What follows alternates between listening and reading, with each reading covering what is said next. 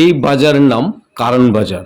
এখান থেকে পাইকারি বিভিন্ন সবজি অন্যান্য জিনিসপত্র কিনে নিয়ে যায় এলাকার খুচরা ব্যবসায়ীরা।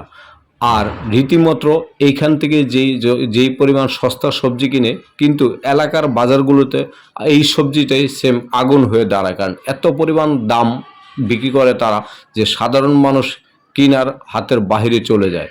এই সবজি বাজার